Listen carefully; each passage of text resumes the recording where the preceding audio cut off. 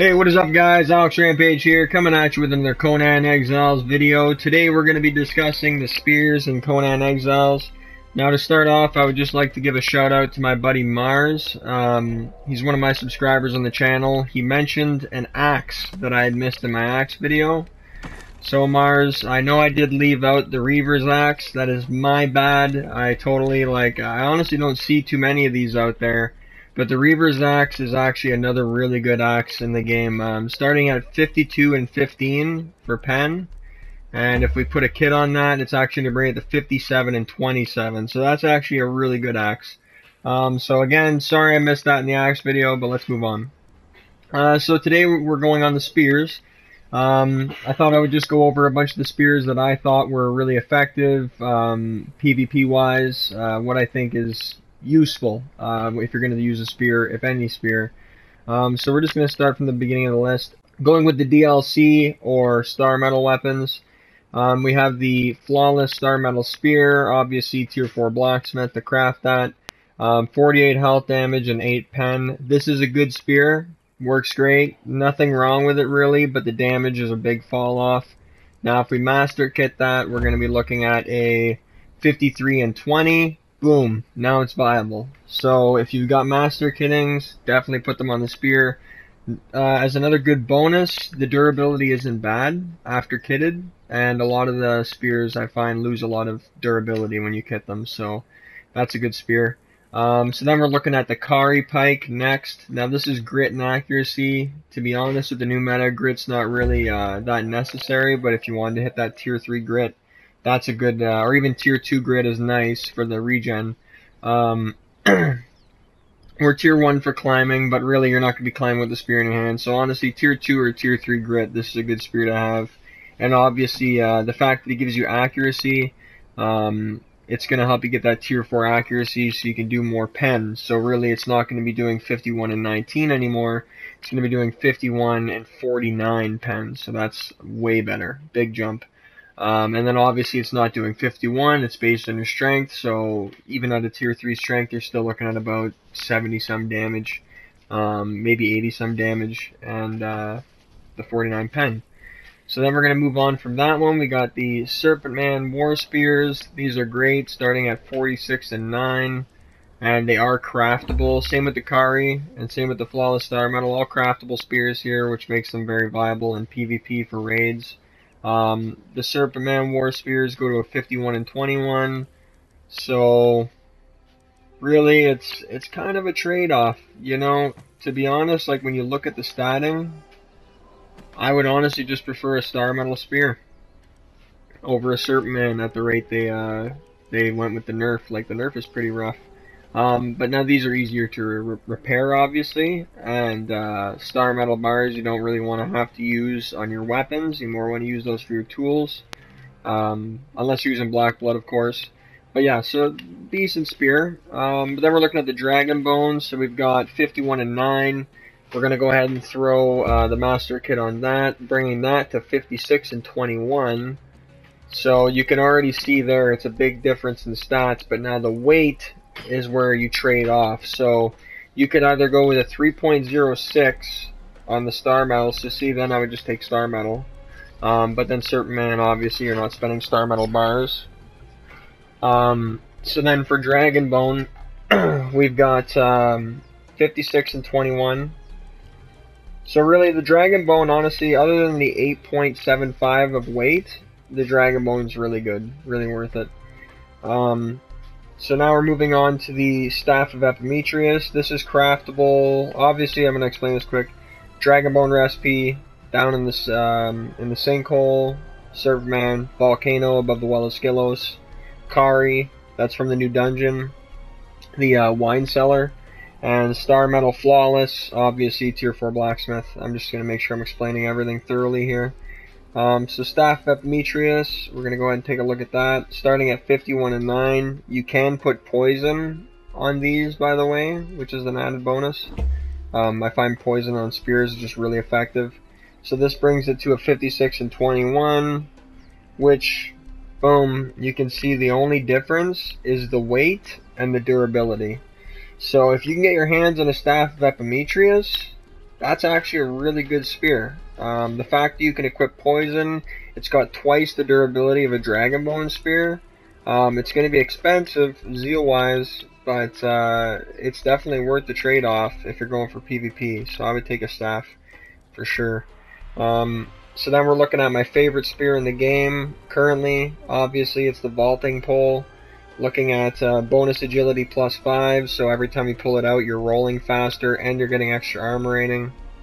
51 and 9, going up to a 56 and 21. So then, if you're looking at spears and stat-wise, from ranking, I mean, you could really look at, like, these are obviously the lower tier 3, is what I'm looking at right now. And then we're looking at these 3 here. And you've got 56 and 21, but you got a trade-off, so you can take more weight, but it's cheaper to make. Dragon Bone, obviously. You can take more durability, and not too bad for weight. And then if you get lucky enough to get your hands on one of these, you've got bonus agility, not bad for weight, and the durability. So it's really, the vaulting pole is a big plus there.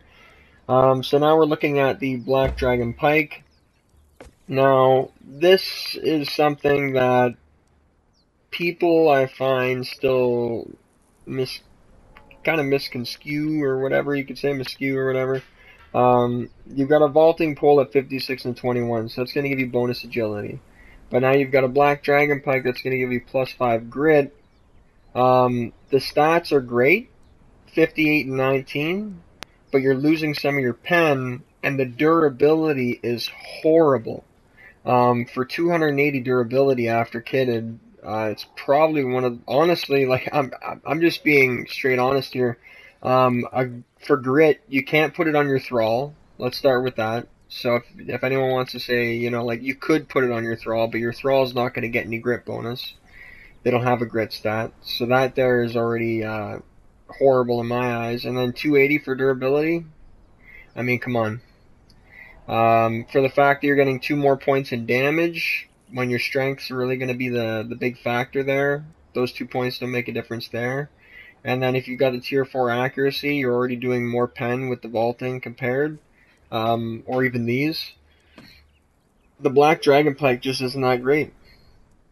And I hear a lot of good things about it, but honestly, I'm just going to stop right there with that one. So, War Spear, the Black Circle. Now, but I mean, tier 3 grit build, I get you, it would be viable. Tier 2. But anyway, so we're going to the War Spear, the Black Circle. We've got 49 and 20 after kitted. Now, this is a really good spear. A lot of people don't understand what it is that makes it good, but if you actually read the info on things, so we're going to scroll to the very bottom, and if you look at the last set of text there, it says it has excellent balance in battle, allowing heavy swings at a fraction of the regular stamina cost. At a fraction.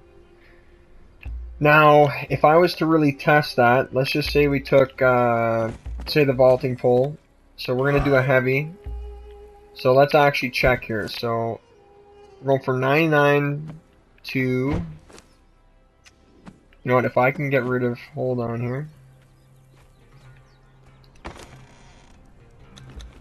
There we are. Okay. So now, so we got 104 in stam, and we're going to 91 with that. And we've got 104 in stam, 92. Now see, the thing with that is, so let's see, 1, 2, 3, 4, 1, 2, 3, 4, 1. Okay, so we're getting 9 swings with the War Spear. With a vaulting pole, 1, 2, 3, 4. 1, 2, 3, 4. So you get, so that the only difference with a War Spear is a long-term factor that you will be able to get 1 more heavy swing than your competitor with a vaulting pole, which also means you could get 8 hits off and still have a roll, where with any other spear you would only be able to get maybe the Black Dragon because of the grit, sorry, but that's just your statting then. Yeah, so Black Circle, great spear, not a bad one at all. Let's get back on track here. So now we're looking at the Mordlin. I'm going to speed this up a little bit. So we've got 56 and 9, Corrupted, great spear, lots of durability. So after kitted, it's still going to have a decent amount. Weight's great. Damage-wise, amazing. Just in general, you can see the difference. And it keeps that pen. So like the 21 pen is consistent with the top spears, but you can tell there's a big difference in damage, and then it also corrupts people. But then the only trade-off is for a difference in like what, almost 5 points, you know, and then based on your strength it's gonna be a little different. Like the fact you could put poison on a staff of Epimetheus or a vaulting pole, stuff like that, I would rather those over a Mordlin, just for the stacking and causing people to use set antidotes, and if they don't have anything to cure themselves, they're done for. Whereas a Mordlin, you could over time drain people's stamina, so maybe fighting better fighters, I could see where a Mordlin comes quite handy, to be honest. So then we're looking at the Gavin's Rusty Pike. This one here has got a 49 and 9. Durability is good as well, bringing it to a 54 and 21. So it still keeps that general, you know, the general ratio there. So it's another good spear. I don't recall anything special about it. And then it says it does additional penetration damage to armor. I haven't noticed that, but I would like to experiment with that with a tier 4 accuracy build. So if anyone ever figures out something crazy with that spear, check that out. So then we're looking at the Venom Infused Pike. Durability is going to be really bad. 38 and 4, bringing it down to 630 for durability, and 43 and 16 with a Master Kit. Great spear though. Infinite poisoning. You don't have to recode it. So then we're moving on to the Lifeblood Spear. 48 and 21. Really bad. You're losing a lot of damage now, and the regeneration isn't at all what it used to be. You used to actually see a regenerating effect. It used to be 5 points of health every second, and they basically just inversed it and made it where you get 1 point of health every 5 seconds, is what I heard. But that's just horrible. So then we're looking at an Ancient Lemurian Pike, which these are good, 56 and 21. Being craftable, this is a good substitute for Dragonbone, and an excellent substitute for the staff. So really, I would take an Ancient Lemurian Trident over a Staff of Epimetheus, and you can put poison on this. So there's really no point in making the Staff of Epimetheus, so really you can just scratch that one, for real. Just go to the Sunken City, get your recipe for this. Now, the locations where you get these, Lifeblood Spear, Unnamed City, Red Mother to be specific. That's not even viable until they fix the regeneration. Venom Infused Pike, this is a recipe from the archives in the Unnamed City. Gotta get those scrolls. This is a random boss drop. This is from the Warmaker dungeon, random boss drop, like, you know, the world chest. World chest, craftable at the Mitra altar. Obviously, like I said before, I'd explain those. And then if we're looking at the Kingslayer polearm, 43 and 9, going to 9, 10 in durability, 48 and 21, you can see the difference there. It's a little lighter than most spears. The durability is slightly less as a trade-off to that. And honestly, it's apparently got a little more reach, is what I've heard from some people. Yeah, and it says, whatever the story of this weapon, it will be an asset to those who wish to rule the exiled lands.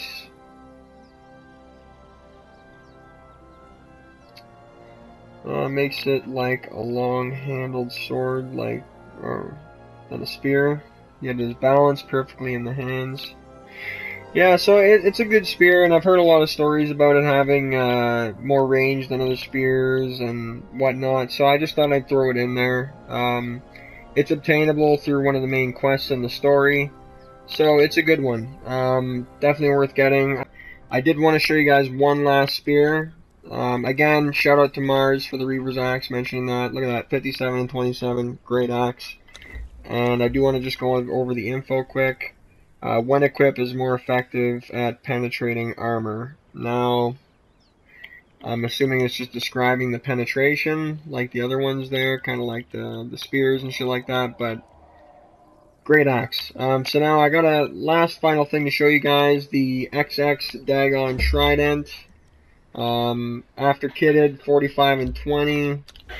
Not at all a obtainable weapon in game, but I will show you guys how to obtain one. So if you want to obtain yourself a Dagon Trident on a private server as an admin, sorry, this is an admin panel only item. You're gonna go checkmark spawn is converted through all items only, and we're gonna go ahead and search up Dagon. And we're gonna go here. Now I did show this in another video, but this counts as a spear, so I thought I would show it again. We're gonna do Keykeeper. Just follow the video here if you want to get yourself one. I'm gonna go ahead and put him down. You can see he's already got the trident. We're gonna access the inventory, Dagon Trident. Now, I did want to see, you can fencer mod them, put in the 50 and 8. That's gotta be OP. I bet you'd kill someone in a couple shots. It's not raid time right now, but we're just going to go ahead and delete him. So, looking at the Dagon Trident, again, admin only item.